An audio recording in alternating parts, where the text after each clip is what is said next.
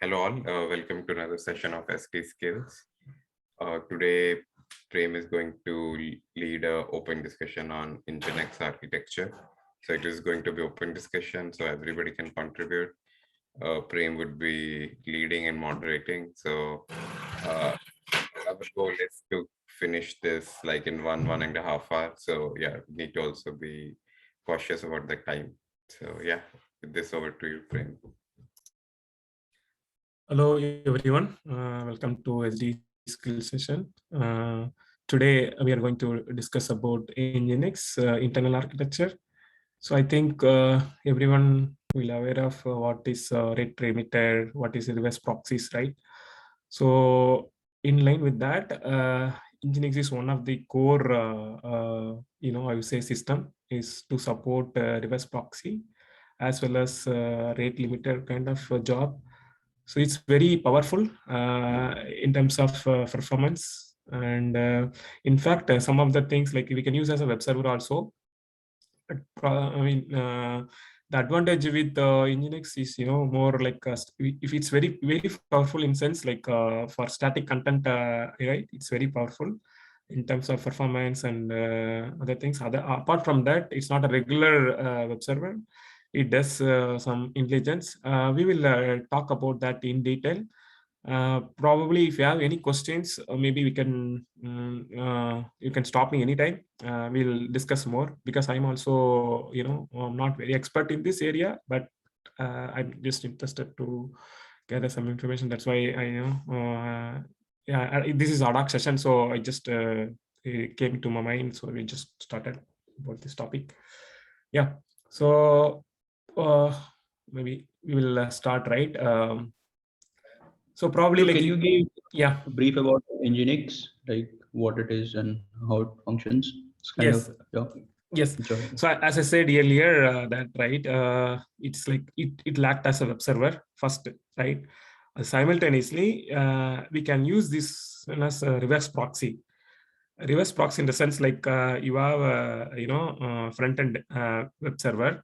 You don't want to expose to others. So in that case, like NGINX will act as a reverse proxy.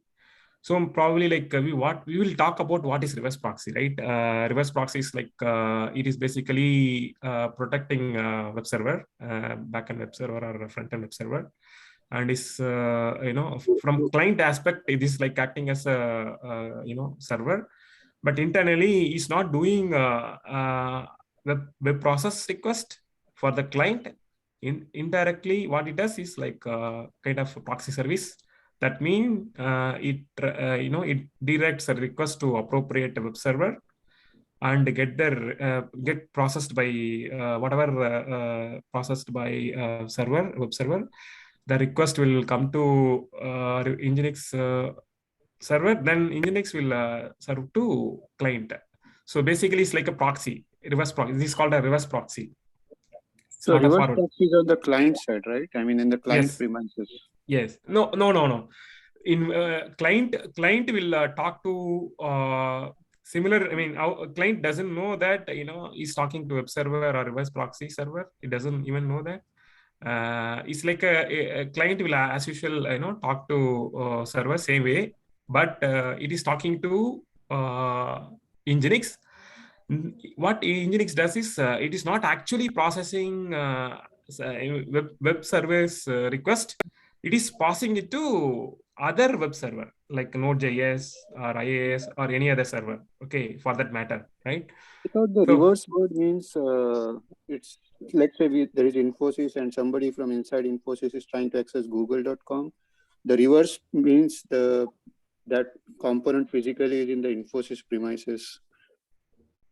Need not be. That is actually proxy. Whatever you was talking about is proxy server. Like for example, I installed a proxy server and you are trying to access. So all my request, all internal requests, I mean the premises request will go to proxy server. The proxy server will track of client request and pass it to server. That is called a proxy. But here it's called a reverse proxy. It's a little bit different. That means this proxy will be resides part of web server, part of web server. Okay, it's like another layer of protection. Part of web server. Client, as usual, client, how it, we are trying to access same way only will access, but all requests will come to reverse proxy. The reverse proxy will transfer request to internal. That's an internal management. Okay, so probably like let me draw a diagram. Is there any annotation is available? Yeah. So see, for example, you have client, right? This is your client. So you are trying to access similar to whatever you are trying to access. Same way, client doesn't know that you are talking to reverse proxy or actual server. Doesn't even know that. Okay. Internally, we have a backend actual web process request server, right? This is, you can say that is a Node.js or anything. Okay, Node.js. This is for security purpose. Okay, this is actually NGINX, right? NGINX. Okay, NGINX. Okay. Sorry about my handwriting. Okay, so it passes a request and it processes it. It transfer to NGINX. Then NGINX will pass it to client. So the advantage here is, we will talk more in that. The advantage here is like here we can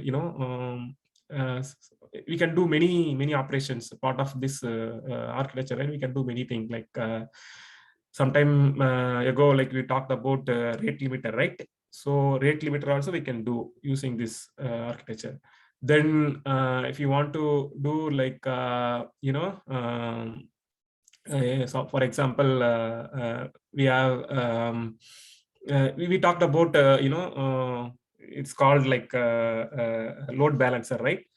So load balance, something similar to load balancer, the reverse proxy will act, but the main difference is load balancer and reverse proxy is more or less similar, but that nature of these things is like load balancer. When it comes to load balancer, it will route to multiple server. We have multiple servers, but here it's like we can keep like only one server, but still with one server also we can keep reverse proxy server. So that's what it is. Okay.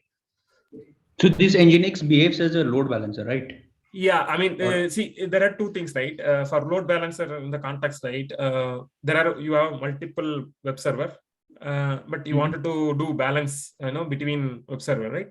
That's the main job of load balancer, right? But in comes to yes. Yeah, but when it comes to NGINX, I mean, especially reverse proxy. I'm not talking about NGINX especially because reverse proxy is other concept similar to load balancer. So let's talk about load balancer and reverse proxy.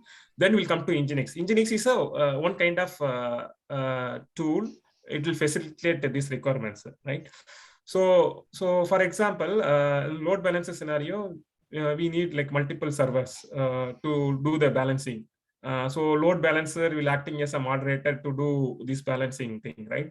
But reverse proxy, it does similar, but only thing is even without having multiple server, you can do with only one server. So basically, it's just protecting, because server has to do many jobs. It does not even wanted to keep track of a number of requests per second, or some kind of processing, or basically you wanted to do like encryption or compression. All this operation server, it needs more processing power. To avoid that, we can offload that kind of functionality to NGINX. So NGINX, I mean reverse proxy. So reverse proxy will take care of this kind of job.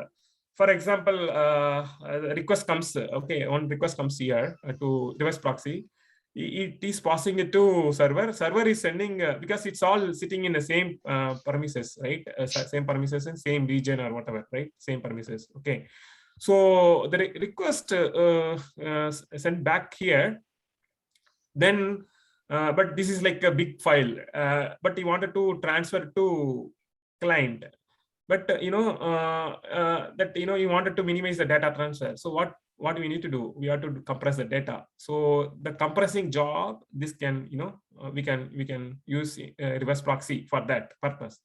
Second thing is like second operation, what we can say is encoding. I'm sorry, not encoding, encryption. So encryption job also, we can offload to NGINX. I mean, sorry, reverse proxy. So I'm not talking about NGINX. So but that keep coming NGINX, but it's just reverse proxy job.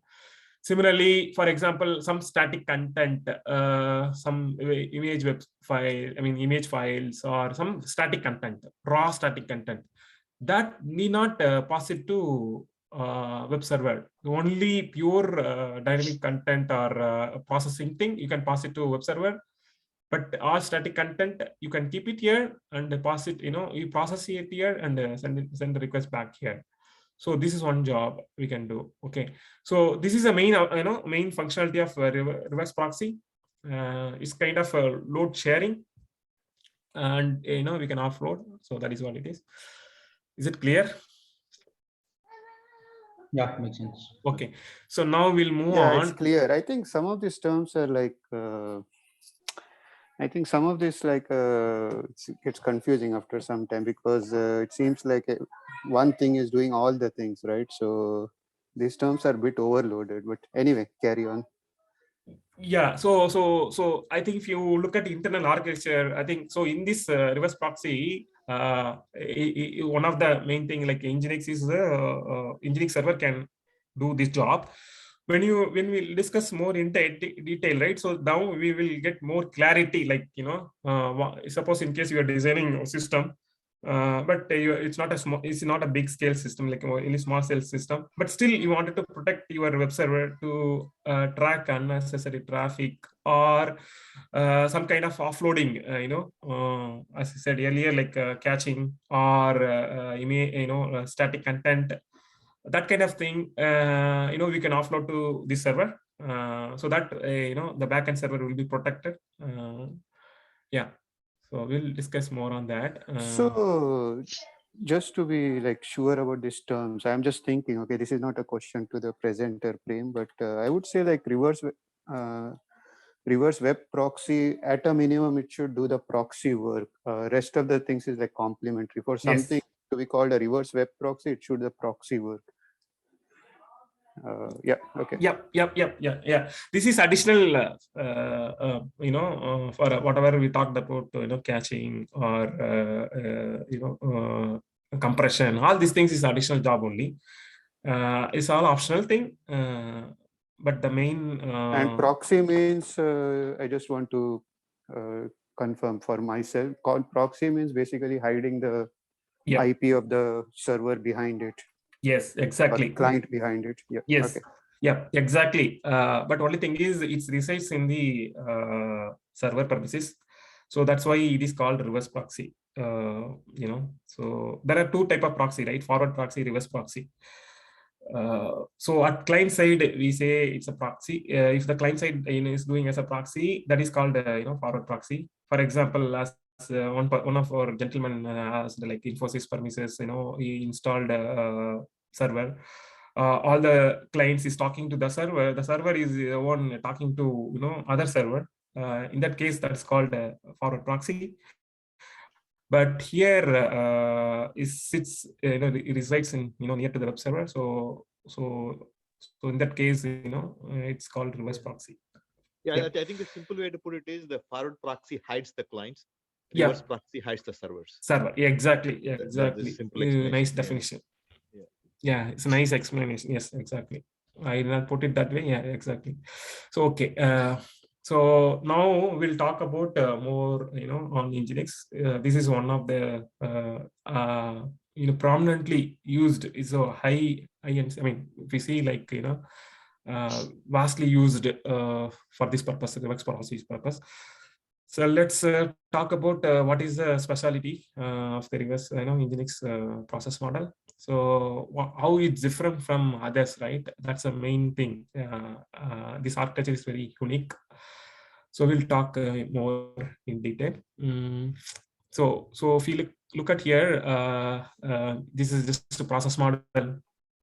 So maybe, you know, when master process will act, and whenever the request comes, it'll create a child process, and the child process will track off, you know, talking to backend server and the processing request. So each you know, request, it will create a worker process to handle the traffic. So master process will just concentrate on you know, handling the client and handovering you know, other things to like kind of worker process that in the backend. Okay, so we'll see. This is just to give an introduction only. So let me move on what is important, right? So yeah, I think, yeah, let's come here. This is like how that NGINX worker process inside, right? So here, this one can handle multiple things like web traffic or email traffic, even TCP traffic. Okay. So inside, we have three things, like there are three state machines. One is stream state machine, and one is HTTP state machine. Another one is mail state machine. I think why we have three state machine is like we have three things, right? One is TCP traffic, so that is taking care of a stream. Other one is email, that's taking care of mail state. Then web is, you know, HTTP, right?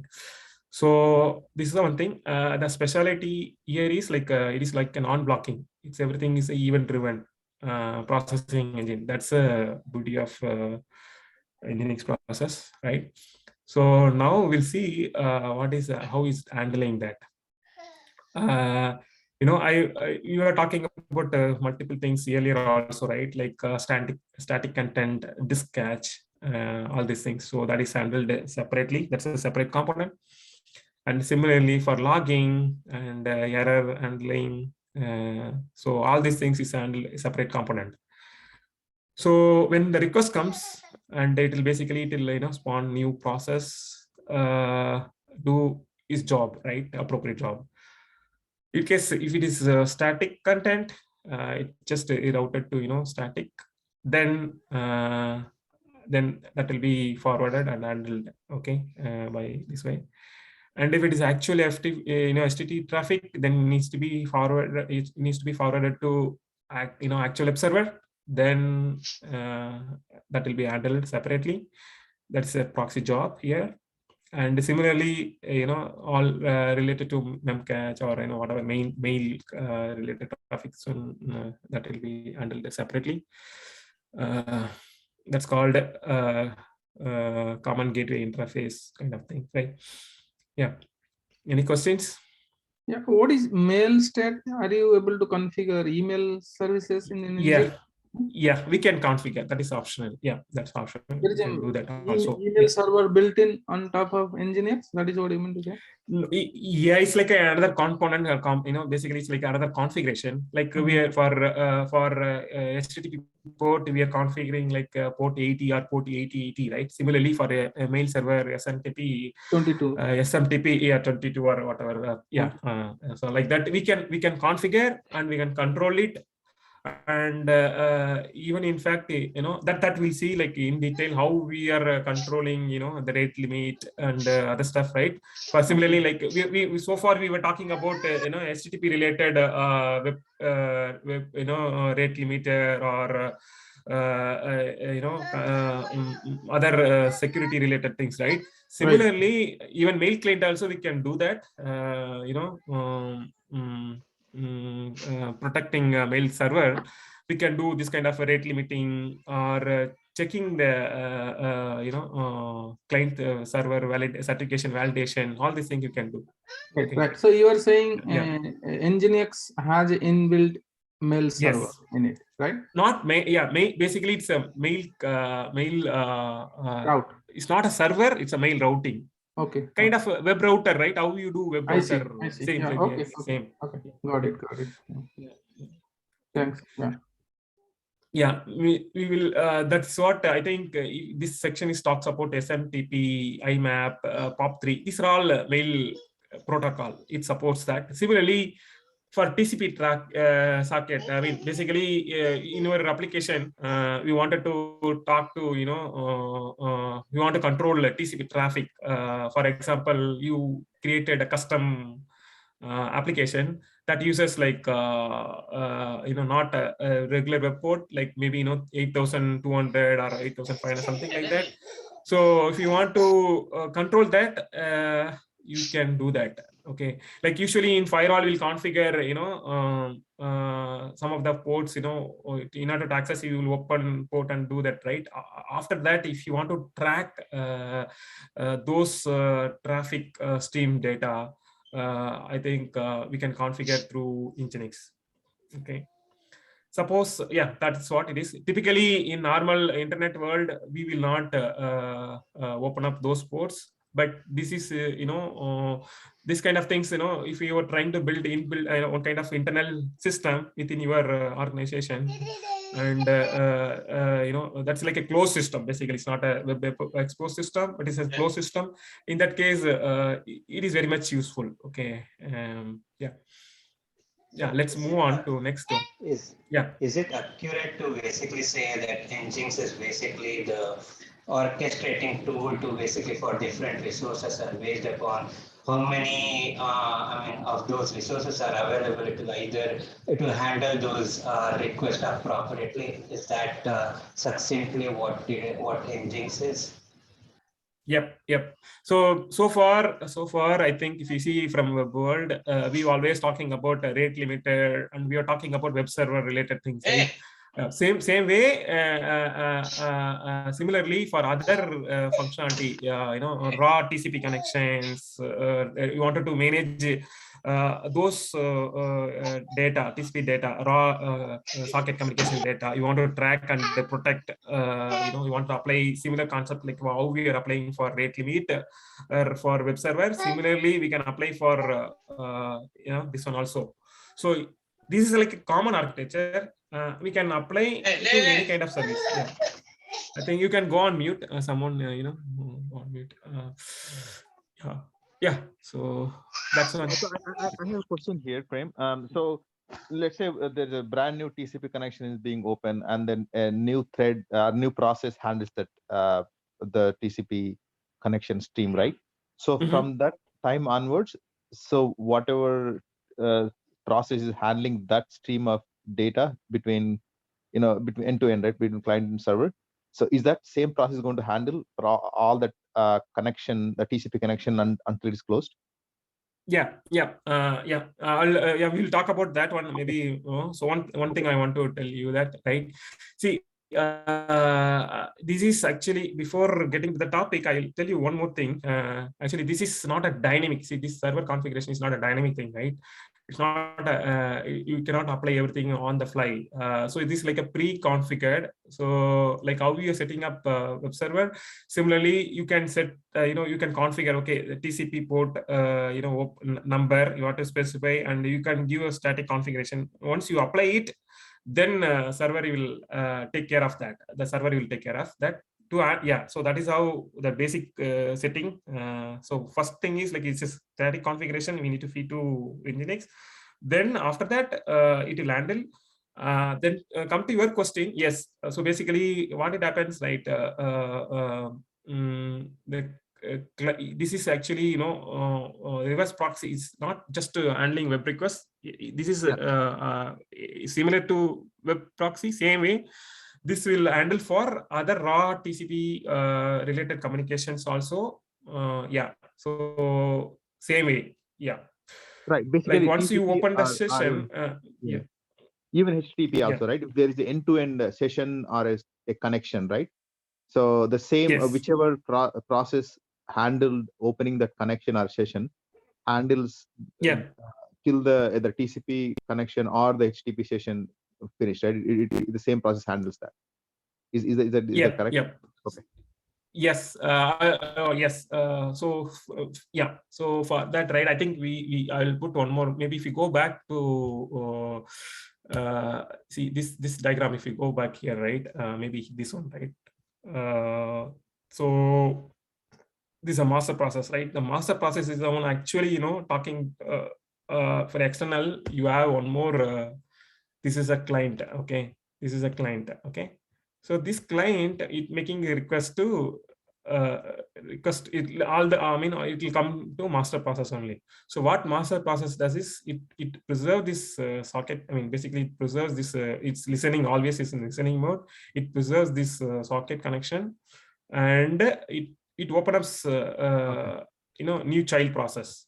The child process is running in a separate job, right? It is talking to actual another server, assume like here in the backend. Right. So it is actually passing to here, and once you get the data response, then it will notify to master process. The master process it is already maintaining that connection list. So whatever data comes here, it packages and send it back here. So then once this job is done, the child process will die. So it's not running anymore. Then again, one more request comes, then again, same thing will happen again repeatedly. So every time will open and close every time. So basically the master process is one listening always, right? It's just always listening. Yeah. And then yeah. it does a fork. Yeah. It does a fork to handle actual data, right? Okay. Yep. So that's why if you look at here, it's a non-blocking event-driven system. So non-blocking means it's always listening. Master process will not do his job, so it will pass it to child process. Child process will take care, and then once child process notify that it's event, then it take care of passing it to client. So yeah. Can I ask you a basic question? Yep. Suppose just imagine Google is using a NGINX, and there is a domain registered, right? Google.com, and it is, suppose it's registered through GoDaddy or something, and how GoDaddy is able to connect the NGINX server? Is it some public IP or something is exposed? How that connection happening? Yeah. So I think so I think the technical terminology point of view, you're talking about reverse proxy. This is like internal, because since we're talking in a developer level, right? But outside the world, it doesn't matter. It doesn't even know that is whether it's reverse proxy or actual web server. It doesn't even know. So typically, that DNS will take care of doing IP mapping to URL mapping, right? Basically, correct. The resolving name resolving, right? The name server will do that job.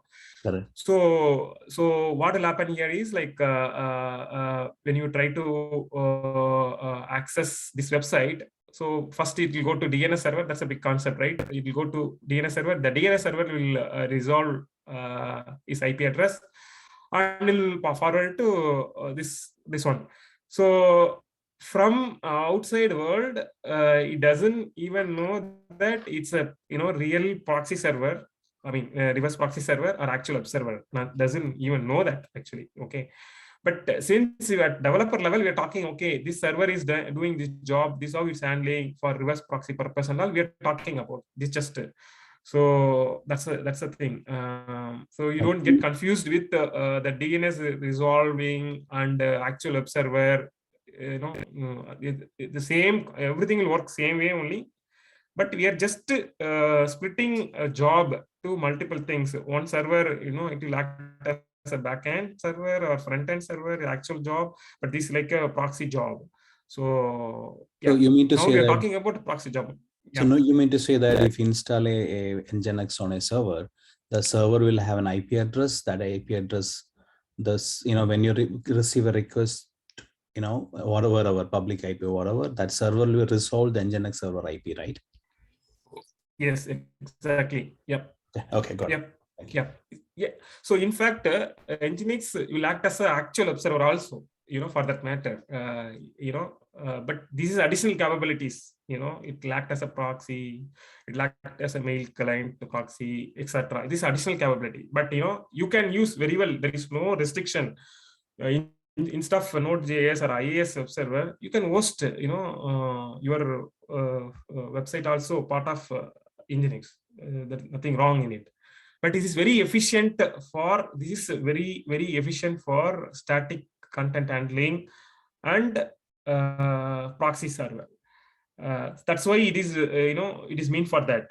However, there is no restriction you can use for, other web related service also. Yeah. Yeah. Okay. Okay. So now I think we are moving on to next internal details of NGINX. All right. So if you look at, I think we saw at high level, how it is handling, what is a state machine, how the state machine will handle, how the process and all, right. Now, if you are seeing more in detail, like other capabilities, I think if you see this one, you will get more idea what it does, right? I think in the sense, like what are the capabilities actually, I would say, instead of saying what it does, like you can have more capabilities. We can configure or customize more things, right? So you see, okay, the request comes here. So basically what it does, like it is reading the request and checking the header, request header, and checking, this one will, as I said earlier, this will handle, SSL and SSL.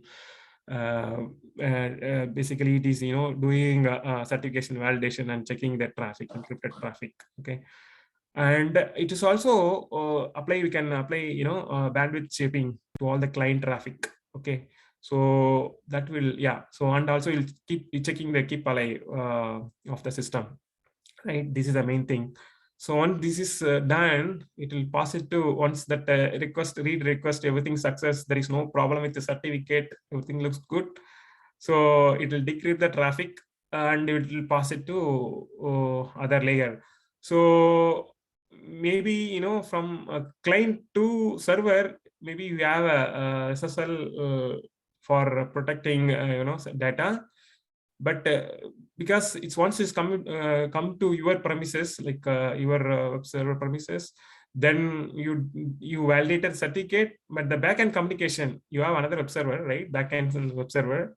For that, you don't need to use, SSL, right? You can use still, because it's a trusted site, right? Because it's another web server, so it's a trusted because everything is inside your premises. It's taking care of the security job. Is taking, I mean, this one is taking care of security.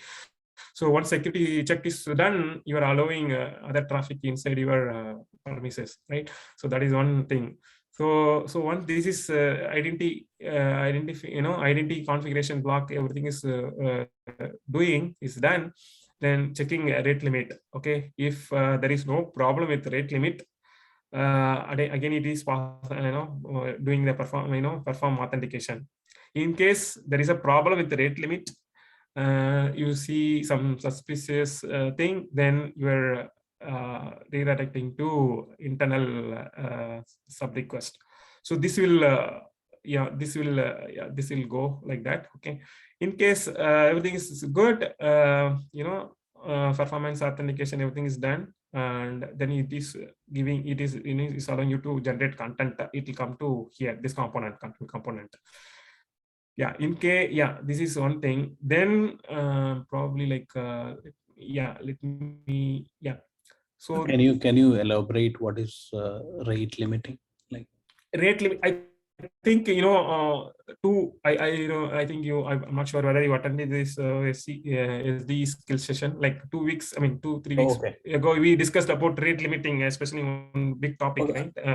How rate limiting we can apply. So that is what is basically number of concurrent requests per second we can control with the configuration setting. Yeah, got it. Yeah. So this will take care of the internally, the algorithm, everything, it will take care. All you need to do is just doing one configuration setting. So the server will take care of limiting the rate and specifying. Yeah. Okay, that's one thing. So when this is done, comes to generate content. Here, this component, is the one checking whether the content is available locally, or you wanted to pass it to other gateway or other upstream services, right? So if decides so, then it is passed to upstream services. Okay, so this is where behind the scene you're passing to other server to handle other job like HTTP related stuff, right? It will pass it. Okay, it not only HTTP but all protocol thing, right? So once you get response back from upstream services, like the actual observer, actual observer is done his job and sends his response back, then it will come here. And once that is done, it will get into response filter. So here you can apply some more logic. Okay, for example, you are sending a big email content or big attachments or image to client. You can activate some other features like there is a zip utilities available, so you can compress it and you can package it.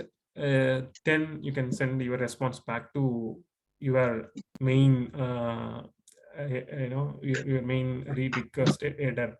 So this guy will maintains all the client socket thing, so it will package and respond back to client. Okay, so it is the same process, right? It's the same worker process that handle the request also handles the corresponding response. Yep. It's like maybe I ought to do a little bit study on that, but just I feel so. I am assuming so, because whatever we are seeing here is internal component. It's just a component only. So when you create a new when you spawn new process for that particular request, then he has to go through all the cycle. Just like a state cycles, right? It goes to, he has to apply, to validate the content, and once he has to check the rate, and once he has to authenticate. So every process has to do his job, right? So every process has to perform this thing. Okay, this is a state of the process, I would say. So but the internal, yeah.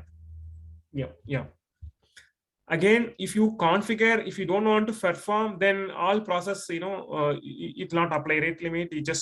That time, it will act as a pass through only. Okay, so yeah. So this one is processed by the sub process, right? The master process create this sub process to process the request. Yes. Exactly. And then this sub process also cache the response.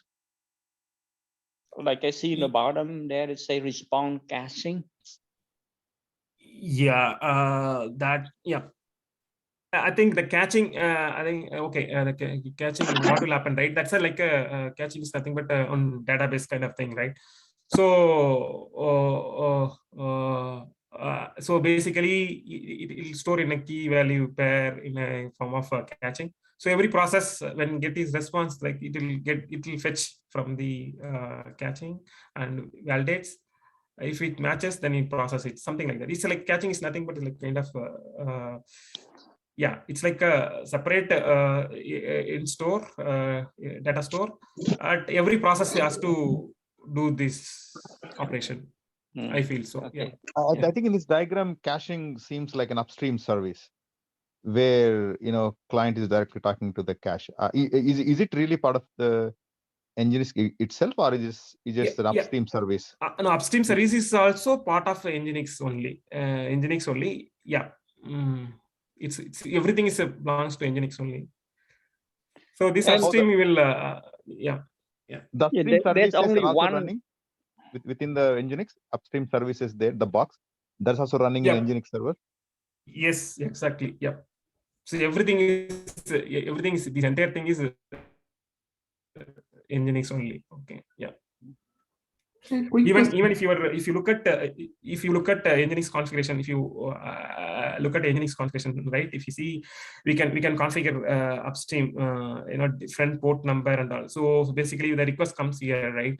So you don't, you have to pass it to other server. So the other server configuration also, part of upstream service. Like okay, this is the data comes. Okay, so this request I have to pass it to which server, what is the server? what is a port number, all these things, Yeah, it's there. It's it there. is There is done a by config file. Yeah, it's there in there is a config file. yeah. But my quick question: is it like NGINX, like Node.js engine, whatever NGINX architecture is saying, or? No. See, Huh? Node.js is another. See, Node.js is it's like another web server, right? It's outside No, of. I got that. So Node.js another server. But my question is how this NGINX working? Like how the child process is being created, how the master process is part of Node framework or some other language they maintain? No, that is actually part of NGINX architecture. Like, see, you are designing our application. So when the request basically, okay, I'll see whether that is covered here or not. Okay, I think yeah. This one it talks. Thing. If you go, if you see here. So most of the web application performs blocking, waiting, but this is waiting for IO, right? It is not like that. It just listens based on the configuration. It just listens to that particular port. So once the new connection comes, it reads, and so it does that, just keep alive. That is okay. So it just spawns a new worker process. Each worker can only one process active at a time at a connection. Yeah. Okay. So it just spawns it, and is architect, like once it spawns it, then that the client will take care of that. Process will take care of processing, talking to other things and all. So as soon as the response done, that the process will die, and that request, it taken and here and send it here, and the connection, if the connection needs to be closed, it will be closed. Otherwise it will open. Okay, That's no, I understand. It's not a node architecture. Yeah, so node is a non-blocking IO, so it's asynchronous, right? It's not not here also it's non-blocking only, but non-blocking in the sense like the front end and then the master process will not block. The master process, it will always in listen mode, wait for event loop, but as soon as the new request comes, it will spawn new process. That is a difference. Yeah, multi-threaded here. Multi-process. Okay. I would say it's a multi-process. Yeah. Is there a number of sub-process, can be created per NGINX? Yep. That's so each sub-process corresponds to one connection. Is it right? Yep. Exactly. Okay, and there's a limit on the number of sub-process concurrently. I think we have a configuration setting, like a number of concurrent part of that is part of NGINX configuration. You can set it like how many number of clients you want to handle. That you can set it depending on your server capability. You can handle like how many process simultaneously you want to handle, like 1,000, 10,000, like that. It depends on your server. If in case the server is unable, if you do wrong configuration, then server will not behave properly. So that we need to take care of. Does it auto scaling the NGINX? No. This is auto scaling is another. This is this is just a server, right? I think auto scaling is that is actually. Then in that case you need to bring the load balancer, other things, right? So that's actually we are talking about only NGINX thing, but auto scaling things, it's something like infrastructure level that needs you have to follow the way we handle for other things. Same way you need to follow for this also. Yeah, it is not like it is not a self auto scaling thing. Yeah. That's something externally we need to take care. Another quick question for you, if that's okay, that I haven't heard you explain yet, is how you determine the number of worker processes you're going to start out with, how you know to scale it. I get the worker connections that you have to deal with, but I don't understand like how you're dictating the number of processes of worker processes you're going to have, for instance. So basically part of NGINX configuration, we are specifying like how many number of concurrent connections you need to maintain, and that's a configuration setting. If you mention it, then NGINX will take care of that and just controlling it. yeah, so it keep track of a number of client connections. It is not just per client, it's like multi across a number of clients. So based on that, it is controlling. So one Just question. So yeah. if you're worked on like NGINX, I don't know, but I did not. I did not actually. I have little. I mean, in my project, like there is another team member. They do, but I sometimes I just play with a few configuration. But I did not really work on the. I did not work on it one. Okay. But yeah. The question towards to more like how many maximum concurrent connection can support in your past experience. That was my question. No, So. that is actually okay. Our projects more or less like it's like internal thing. Okay. So it's not like exposed to web or something. It is like a closed system. It's talking about it's just a closed network Small system. number of requests to your process. Basic, yeah, a closed system. Of course, this even though it's a closed system, but sometimes to protect. It's a closed system, but number of clients for security aspect we protect it. Like during maintenance scenario, it will be exposed to public. That time still it's just protecting.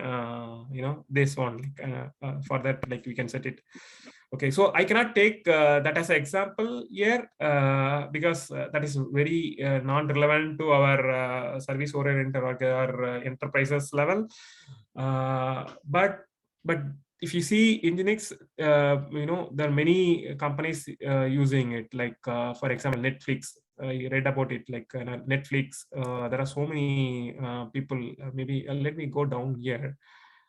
Somewhere there are so many companies using NGINX.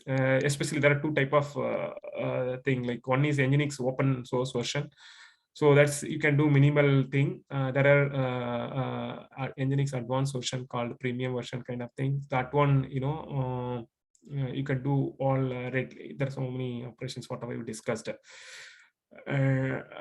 Maybe you can Google it. You can see there are. I think I remember Netflix and there are other thing. Even I think if you see internally in AWS also internally and for load balancing purpose also they may be using NGINX. Okay, I think we have to check that. Okay, maybe someone can Google and find out that there are so many information available. If you see in the blog also it'll be there. Yeah. Let's check. It's okay. I mean, I just asked. Yeah. So yeah. Then one more question towards your client security. The certificates you mentioned in the diagram, is that the certificate be part of your server certificate, part of the NGINX server, or it will be somewhere else stored? No, part of NGINX server. Okay. Yeah.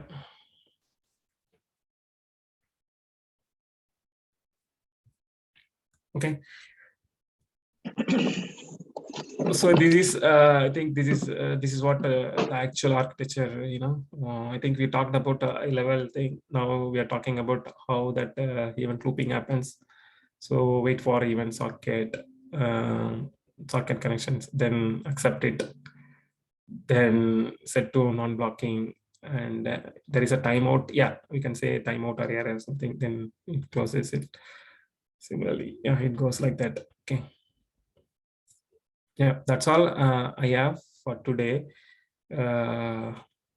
Yeah, this is talks about like a master process. The master process spawns multiple update confidence and disk master. Yeah. Yeah, this is what we are talking about. Worker process. Master process will create worker process. Worker process does the job.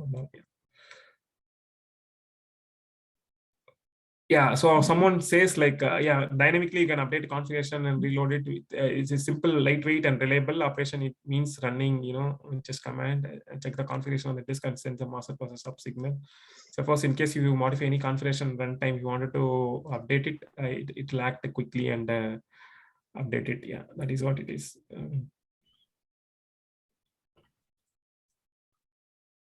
Yeah, I think that's all. I have. You can probably stop for- the recording. So if you're done. Yeah. Okay. Yeah. Thank If you. yeah. Thank you, Prem. This is Thank you, excellent. Prem. Thank you. Yeah, it's my pleasure. Another thing is maybe for open discussion further, yeah, we can debate. Maybe I can also, yeah, we can discuss in detail. Great. Thank you, Prem. I'm going to stop the recording.